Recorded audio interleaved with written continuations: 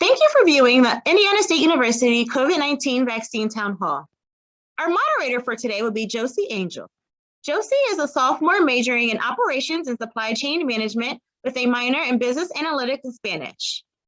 Josie will begin her new role as Director of Inclusive Excellence for SGA, Student Government Association, this fall. She is also a member of Sigma Kappa, where she serves as the VP for Programming and is a member of Dance State Marathon.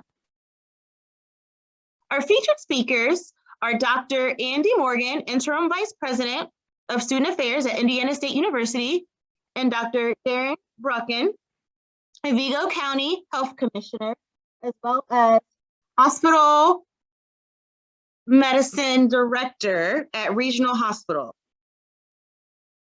Did I get that right, Dr. Brucken? Okay, I was muted. Yes, that's fine. Thanks. Okay. Okay. And now we will begin with Dr. Morgan discussing the COVID-19 vaccine being available on campus.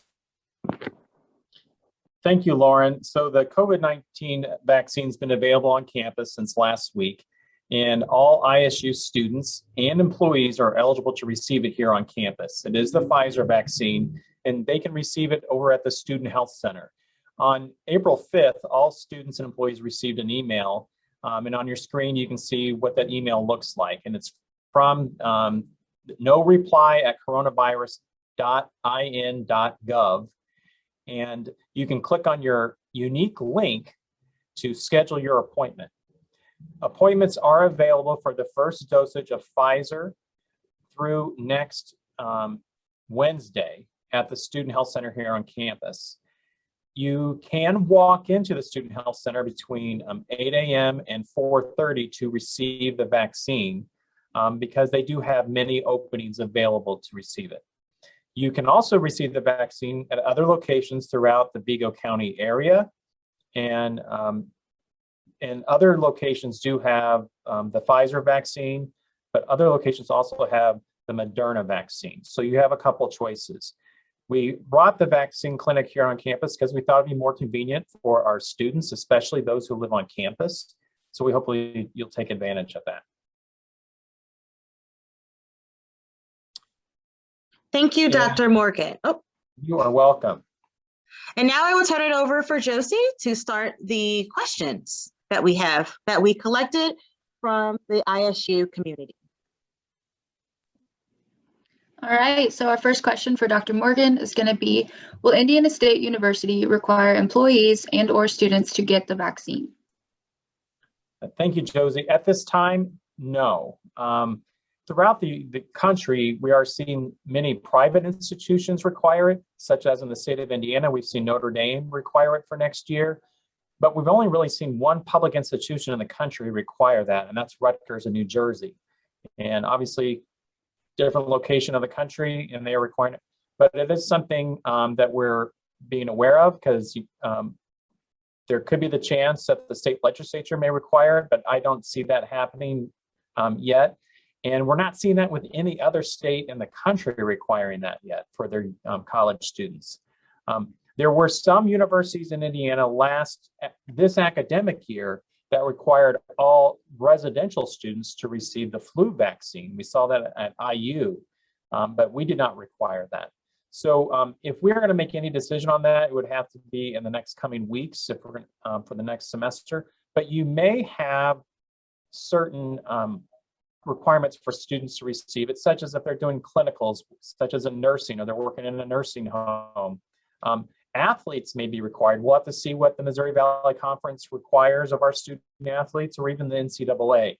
So stay tuned. And if it would become required, obviously we would let students know of that requirement, and especially our new students who would be starting this fall.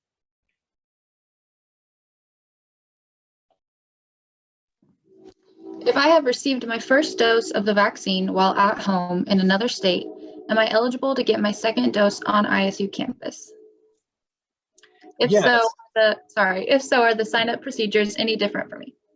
So if you received your first dose here at Indiana State and you actually want to get your second dose back home, Whenever you get your first dose, you receive a card like this from the CDC. And it's pretty universal. Every state has a card very similar. In fact, on my card, because I got my vaccine here in Indiana, nowhere do I see Indiana on here. It says Center for Disease Control on mine. So you can always take this card and go to another vaccine clinic. The main thing is you get the same type of vaccine. If you get Pfizer, you get Pfizer. If you get Moderna, you get Moderna. And on your card, it'll have the number of days, the date of your first vaccine, and when you're eligible for your second dose. Within the state of Indiana, most locations are using the same system, and you can call the state. If you go to the state website for the coronavirus, there's a number you can call to reschedule because they'll have you in the system. But if you, let's say you live in Illinois and you want to get the second dose and you return home, you can just bring your card and contact your local health department, and they can assist you as well. And I would also really encourage you, if you are from out of state and you got the first dose back and you want to get the second dose here, the best thing to do is contact your local health department, and they can assist you on where to get your next dose. Okay.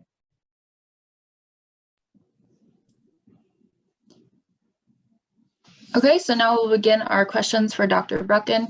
The COVID-19 vaccines were approved for emergency use authorization by the Food and Drug Administration. What is the difference between the EUA versus the traditional FDA approval process? Why should I feel safe or comfortable getting the vaccine? Okay.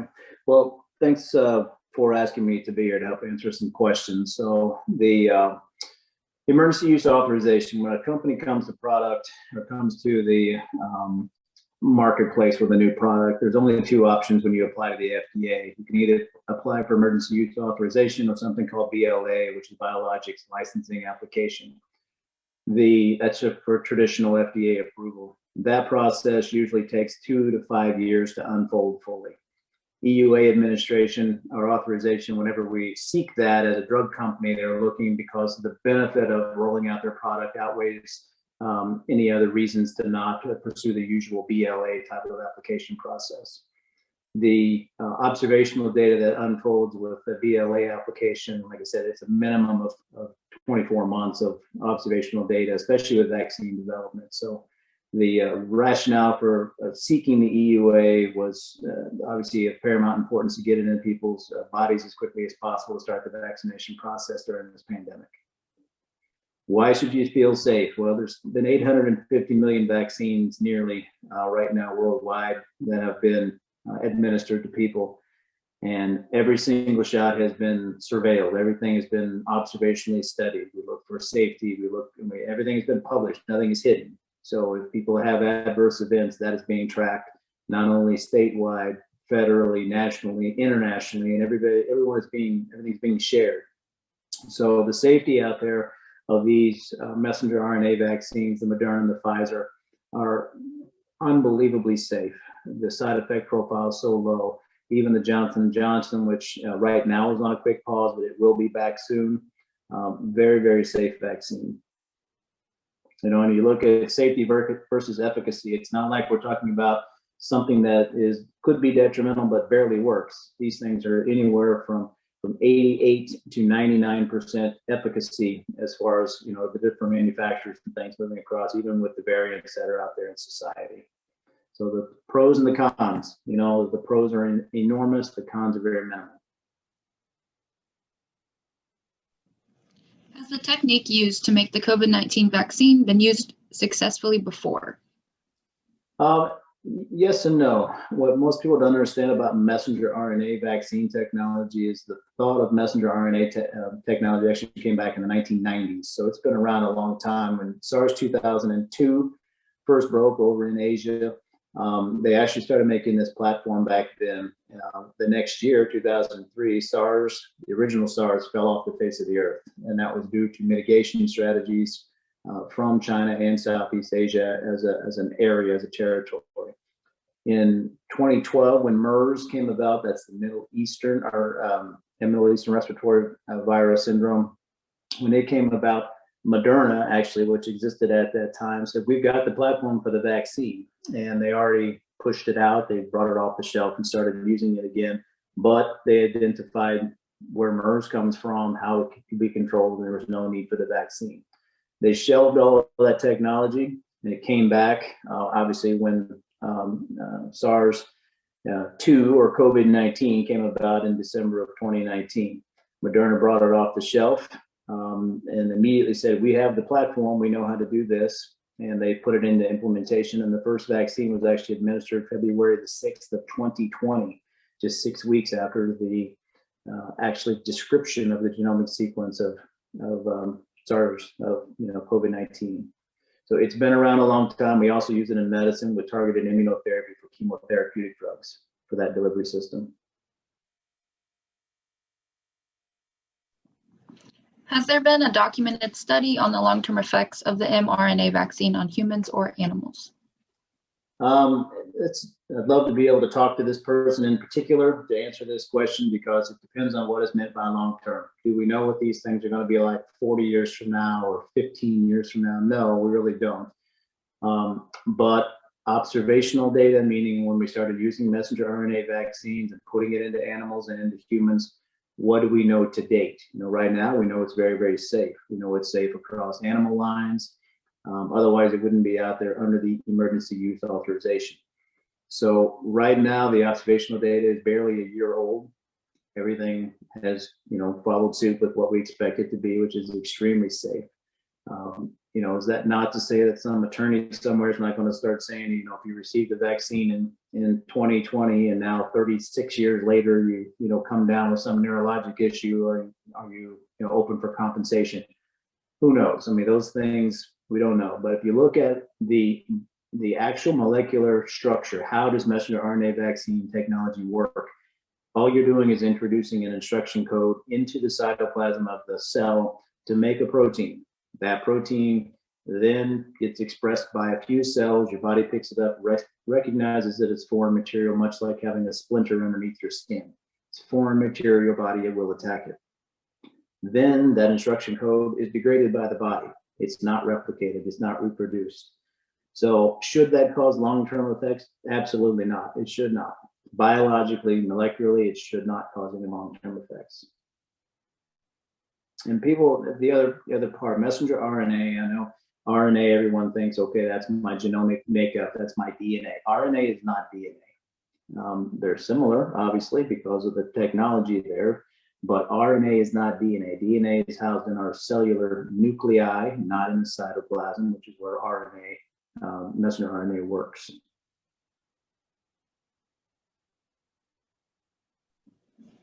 Have there been any deaths or injuries caused by the vaccines to date? To some degree, yes. There's been reports of things. There's the VAEROS agency. They track vaccine-related adverse events. That's where VAEROS comes from. They, with any vaccine, whether that's flu vaccine or polio vaccine or MMR, you name it, we track all of those things. It's been more watched by this vaccine administration rollout than any other, just because of the pandemic, obviously, and because of the mass effect of this rollout. Direct deaths, not necessarily. They've said absolutely this vaccine caused a death. If somebody, there was a report of a physician actually in Florida who developed low platelet counts a day later and basically died from a brain hemorrhage.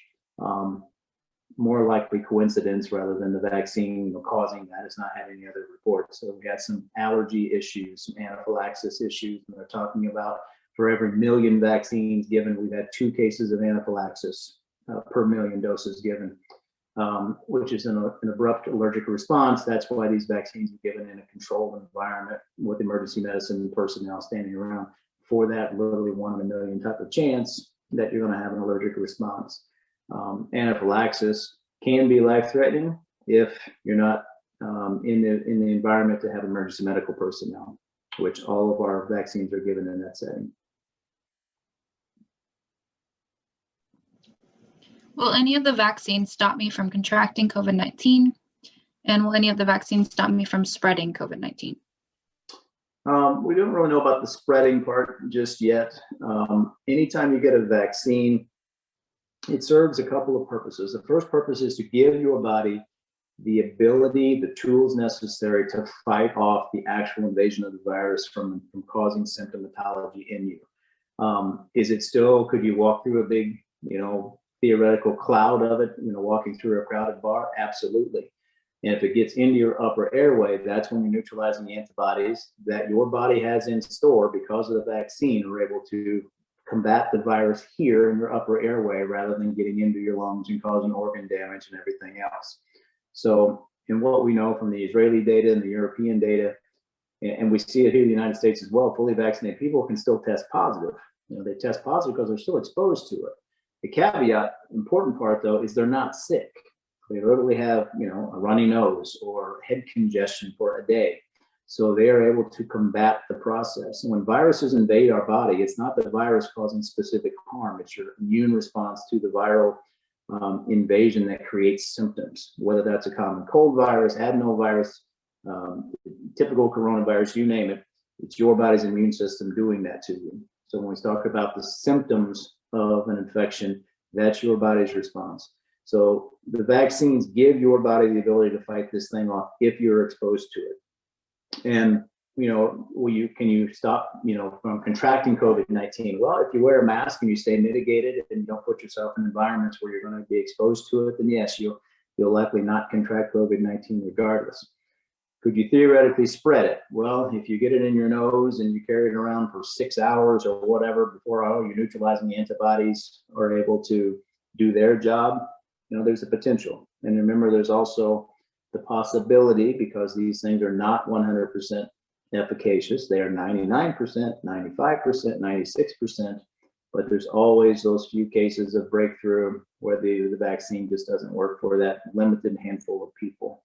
So you still could contract, you still can get sick, you still could spread potentially, but it's extremely limited. What information do we have on how the vaccines work against the different strains of COVID-19?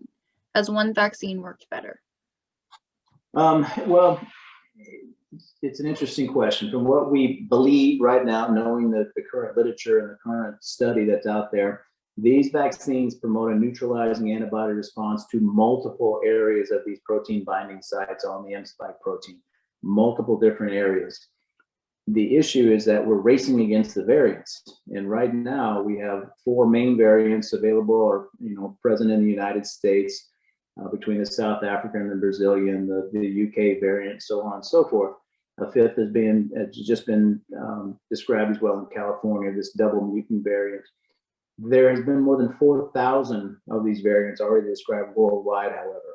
And an RNA virus like coronavirus is a sloppy replicator. They mutate, they form variants all the time. From what we believe by these targeted immune sites from all of these vaccinations, there should be cross-reactivity against all of these variants that are out there. The ones that we've been able to identify and genomically sequence and study, yes, absolutely, it shows some efficacy against those. Is one better than the other? They're essentially interchangeable of the two, the messenger RNA. The J&J vaccine is an adenovirus 26 DNA vaccine. It's a little different platform. It's comparable to AstraZeneca's platform that they have in the UK and in the European nations. They were actually tested against the variants across all comers, and they showed a little bit less efficacy overall, like 86%, but that included the variants. So really the best vaccine is the first vaccine that's available to you. Has there been any differences in side effects between the different vaccines? Why are the side effects for the COVID-19 vaccine different from side effects for other vaccines? Yeah, it's a good question. If you look at the technology behind the vaccines, there's really no difference in between Pfizer and Moderna. The incidence of headache and fatigue and so on and so forth is very, very minimal. There is a slight bump in increases in side effects if you've already had COVID-19 and recovered from it, because you have already formed neutralizing antibodies against the virus. The inscription of the messenger RNA vaccine as it gets into your body makes you make those same proteins. So your body recognizes that and can ramp up some of those side effects and immediately created an immune response from that. J&J is the same type of thing. People that have had previous exposures can have that minimal side effects. We're talking about malaise and headache and fatigue and low-grade fever. It's very, very short-lived. And from the people that you'll talk to that had symptoms from or side effect symptoms from the vaccine, it turns on quickly and it turns off very quickly, and they're minimal. They can be controlled with Tylenol. Why are they different for COVID versus other vaccines? Well, other vaccines are made differently. But I will tell you, if you think back, I mean, no one remembers getting their measles shot when you're a 1-year-old because they don't have memories back then. But being a parent, if you have a 1-year-old who gets the measles vaccines or MMR, you're going to realize your doctor probably told you take some Tylenol ahead of time because the incidence of fever is about 60% with your MMR vaccine. It's a live attenuated vaccine. The same with varicella and everything else, and pain or soreness at the injection site is across all vaccines. It's a quick needle stick into your muscle. But that's really the only difference. It's just a little different format. How long does the vaccine last? Right now, Moderna has data out well past 8 months. They're keeping it close to the vest because we have to look at the fall off statistically. We know that natural immunity, looking at neutralizing antibodies for people that hadn't had the illness, depending on your age and your level of health, it begins to fall. It begins to wane. If you're over the age of 75 and have one comorbid condition, you're 29% deficient by the 90-day mark. But if you're 52 and healthy, you're still 96% at the 90-day mark from natural immunity. These vaccines, we're well out 8 months right now. They're not able to come out and say, hey, we're good for 8 months at this point, because we're watching the data points. Right now, all of the healthcare workers in the United States, we started getting the vaccinations very, very late December into January type of thing. So those are the ones being studied more than anything. And healthy volunteers means a lot as well. And a lot of people did not receive the vaccines at a young age group. So we're looking at that demographic step off based on age as well. But we're all confident looking at the data points. We should be anywhere from 6 months to 12 months is probably a reasonable estimate to say we're good at that point. And if we can eliminate it from the world population in the next 12 months, we don't have to worry about an annual booster. But both Pfizer and Moderna already have an annual booster process in mind, and they're already working on that, including tweaking the original format to handle more variant strains. Will any of the vaccines cause infertility? From what we know right now, no. And the reason for that is it has nothing to do with your genetic makeup, your DNA. This little tiny RNA sequence that comes through and it's bound in this lipid nanoparticle. It gets into your body and your body makes a few proteins. Your body recognizes it through what are called dendritic presentation cells as foreign material. You mount an immune response to it. The next time your body is exposed to it, your cells then go and attack the foreign material. That's how a vaccine works. It has nothing to do with your genetic sequencing, your genomic makeup, your own DNA, how fertility is born and how fertility is arrested in female subjects. I will tell you that Pfizer and Moderna both have enormous observational studies going right now because obstetricians, many of them said, if you are in your 3rd trimester of pregnancy, I want you to get the vaccine. Why is that? Well, we saw 3rd trimester pregnancy issues with people developing COVID. We saw microembolization and polythrombotic issues with people's placentas. We saw low birth weight babies. We saw all of these things based on the COVID illness itself. So the obstetrics company, ACOG, came out and said, we're recommending this for patients. So they took all of those people that have been already vaccinated, either before they became pregnant, after they became pregnant, during pregnancy, and are observationally studying them very carefully to look for any issues. Right now, and including animal studies, we've seen none. So that's why ACOG is out there and Pfizer is out there, Moderna is out there saying this should be entirely safe as far as from a fertility standpoint. Would there be any reason why someone would not be recommended to get the vaccine? There's some bias built into that question, and I'll tell you the extremes of age sometimes comes into that answer. Young kids, babies, toddlers probably don't need the vaccine from what we know right now. just because that age group seems to be fairly inept from causing or for getting a lot of side effects from the illness itself, number one, and because some of the observational data is still relatively low. If we also don't know the other extremes of ages. If somebody is, terribly demented and they're 102 years old living in a nursing home type of thing, they should probably get the vaccine. How well is it going to work? Because you do have to have a healthy immune system for any vaccine to work, because we're trying to poke your immune system to be responsible for that. If somebody has a history of anaphylaxis where shellfish and peanuts and bee stings and everything else makes them keel over dead where they have to be resuscitated, your doctor may say, you know what, that's probably not the best idea to get this, vaccine, particularly the messenger RNA vaccines. Those people, there's probably a handful on earth, and are they better off just staying mitigated until the virus goes away? Possibly. For me, if I have an allergy to shellfish or an allergy to penicillin or whatever else, I'm still taking the vaccine. Absolutely. I've got paramedics standing by. It's easily treated with epinephrine and everything else. So give it to me anyway. Are the makers of the vaccines liable for any damages or injury caused by taking the vaccines? If I receive the vaccine, will my health insurance still cover me if I have a reaction from the vaccine? And if I receive the vaccine and die from complications, will my life insurance be voided? You guys should have asked like 9 attorneys to be on the call rather than me for a question like that. So, right now the vaccination is free. You cannot be balance billed for the vaccination. With a health insurance agency, if somebody came to the hospital, and I've had people come through and they say, my arm is swollen, it's red, I can't believe it's this sore type of thing. And they have an ER visit. Medicare has not balked at that. And there's an ICD-10 code for vaccine side effect. The same thing for a flu vaccine. If somebody comes in with an influenza vaccine and says, I think I have Guillain-Barré from this, which is a neurologic process where you have numbness and weakness in the lower extremities, it's a known side effect of the flu vaccine. It's a 1 in a million side effect, but I've never heard a patient said, well, it's because of my flu shot that my insurance won't cover this. So personal experience, I've not seen any issues where that's ever come up. Whether or not, the vaccine manufacturers are going to be liable, I don't know. That's a lawyer question, not a doctor question.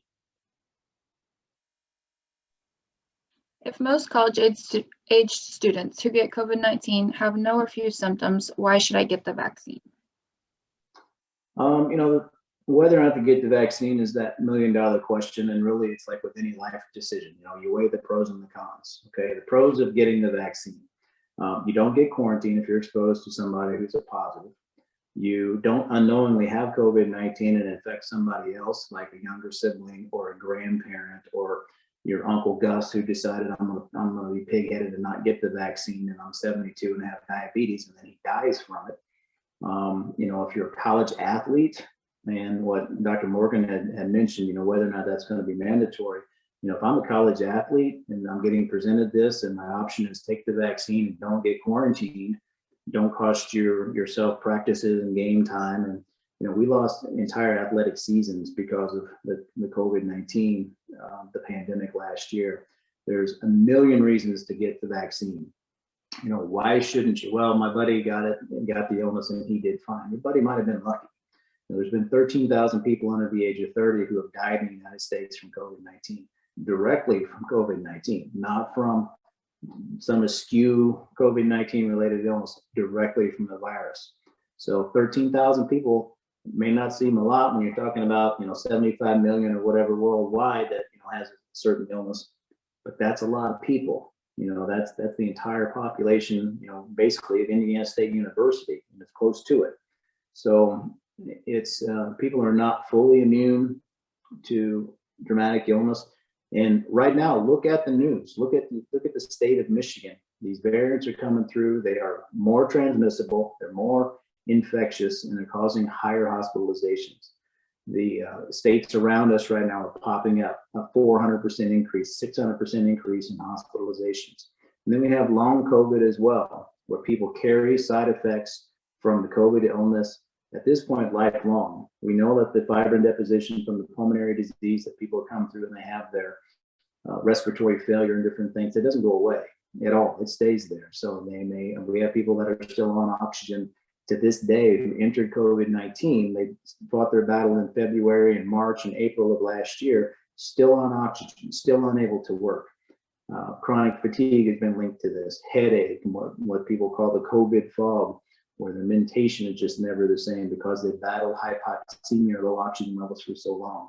So if you want to take that risk, or do you want to take a vaccine that's 99% effective with a side effect profile much less than 0.010%, and not get quarantined and not miss school and not miss work and not take something home to grandma or grandpa or my mother or whoever else. And remember, of that 95% efficacious, you don't want grandma or grandpa to be one of those 5% that the vaccine didn't work.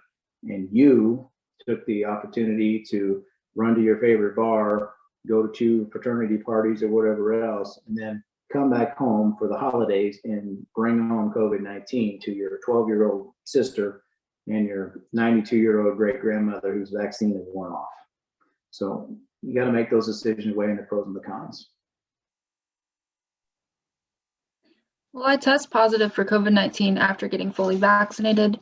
Why did I test positive for my COVID-19 antibody test after getting fully vaccinated? Okay. I'm going to address this. Let me address the first question first. Yes, you can test positive after COVID-19 after being fully vaccinated, because we're looking, if it's a PCR test, we're sticking the cotton swab up your nose and then genetically amplifying or molecularly amplifying that material to say, yes, you have it in your nose. But you look at that person to see, are you symptomatic or asymptomatic? So, I don't feel the greatest, I have a headache. Okay, technically you're symptomatic. Guess what? This is your COVID-19 experience. Congratulations, the vaccine worked for you. Antigen testing is a little bit different, which is more of a rapid test. There are rapid PCRs available as well. But you can test positive. But again, the vaccine is not designed to make sure you never test positive. It's designed that if you're exposed to the illness, to be able to mount an appropriate immune response to keep you from getting sick. That's what they all do. Now, why did I test positive for COVID antibody test after being fully vaccinated? Looking at the specifics of that question, the antibodies to COVID-19 is a whole different issue. Okay, that's not a COVID-19 test. You can have a blood draw that looks for neutralizing antibodies. They are not specific to your vaccine, however.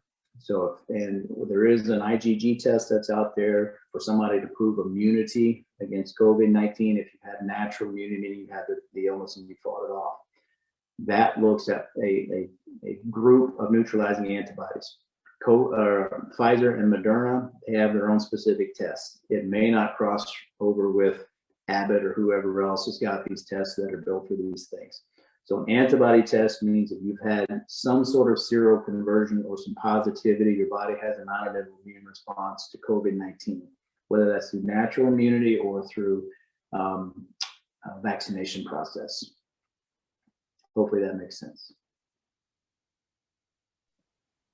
If I am in close contact with a fully vaccinated person who ends up testing positive, will I need to quarantine? If you are not vaccinated and you are exposed to a positive case, yes, you will be asked to quarantine because you are not vaccinated. If you are vaccinated, you will not need to quarantine. That's another reason to get vaccinated. Why are masks still recommended after full vaccination? It's a great question. Am I a pro-mask guy? 100%. And the reason for that is a lot of people have selected not to get vaccinated. So we still have people that are unvaccinated walking around in society. We don't want a third of the people to be masked. We want 99% of the people to be masked. We'd like 100% of the people to be masked and still practicing social distancing. We've seen broad scale effect, and just like influenza this season, it's non-existent. In Indiana, for the first time in 100 years, we've not seen flu cases because people are masking and staying mitigated, staying socially distanced from people. We want people to still wear a mask. Remember, there's theoretically up to 5 people in every 100 who took the vaccine who are still susceptible. Theoretically, I say that a couple of times because real life studies, it's really less than 1%, but there's still that 1%. Plus we have variants. Variants are on the rise across the United States. We're opening up states, we're opening up travel. People are going to Florida and Michigan and Ohio and all over the place, and then coming back and reconvening to a different population. This was a host-to-host transmission issue. So if we can keep people masked and keep people separated for a while longer, that will be the best thing we can do for this pandemic, because this thing has to have a host to live in. If it does not have a host to live in, it cannot replicate itself. And if it can't replicate, it can't mutate. So that's the idea, is to dilute out that host-to-host transmission as well. Why do I need to get the vaccine if everyone around me is getting it? I assume that question means like in your family. If mom and dad and my sister got it, why do I need to get it? Again, for those reasons that I touched on earlier. And you really have to whether you need to write it down on a piece of paper and put the pros and the cons. Okay, why wouldn't I do it versus why should I do it, type of thing, and see which one wins out for you. If you're not vaccinated and your mom is vaccinated, you go home for Christmas time or whatever else, and you come back and mom's like, hey, I just was supposed to get my colonoscopy and I had a COVID screen that was positive. And I say screen because that's the antibody screen or the antigen screen that they're doing in hospitals. You'll be asked to quarantine. Your state will call you and say you need to quarantine. Like, well, I can't. I'm a baseball player. I'm a football player. I've got finals coming up. You're going to get asked to quarantine. Another reason, get vaccinated. Should communities of color be concerned about receiving the COVID-19 vaccine? It's a great question. Should you be concerned? No, you should not be concerned. Do I value the concern from communities of color? Absolutely, because there is a huge historical background to the vaccinations, particularly in African Americans, dating back generations, obviously. That history is not lost on me. It's not lost on anybody else. I will say that African Americans and Hispanics do more poorly with the disease process itself than Caucasians do. Why is that? We don't know. Necessarily, we have no idea. But we see that is a risk factor that we look at, marked right up there with obesity and hypertension and diabetes and lung disease. We look at somebody's ethnicity and background. So, should you be concerned? No. Do I value the concern? Absolutely, because of the historical background to it. For those of you listening that don't understand the historical background, please do your own research and look through that, and you'll gain some value from that as well.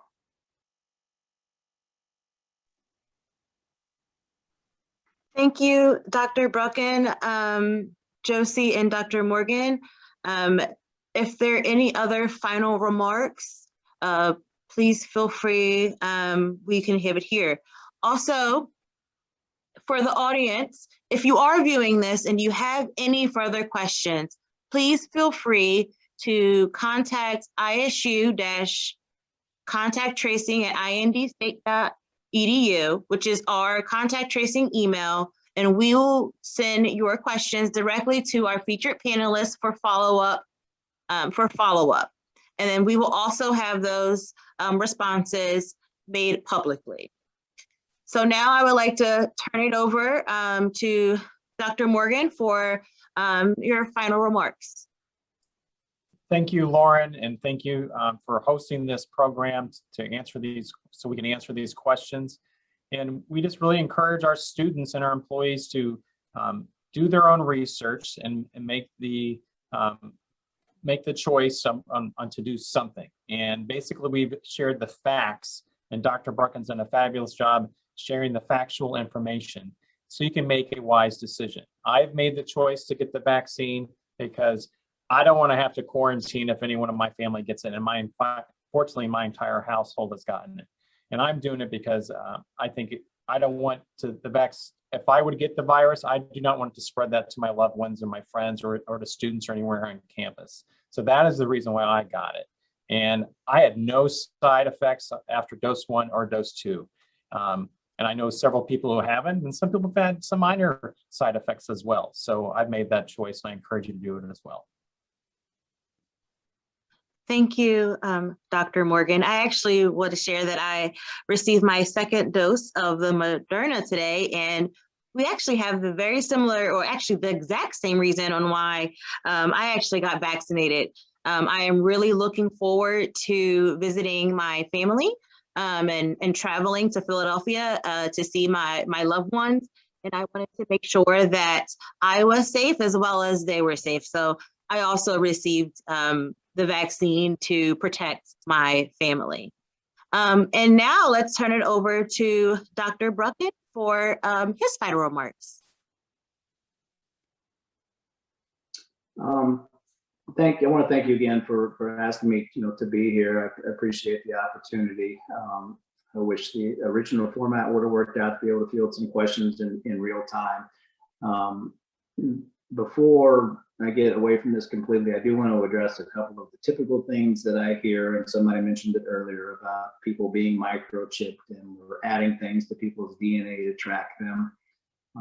I've heard, believe me, I've tried to put to bed urban myth after urban myth about these vaccines. I've heard everything from we used aborted embryos to do our do scientific testing. None of that is accurate. And the information that's out there on the internet, you can look for valued sources.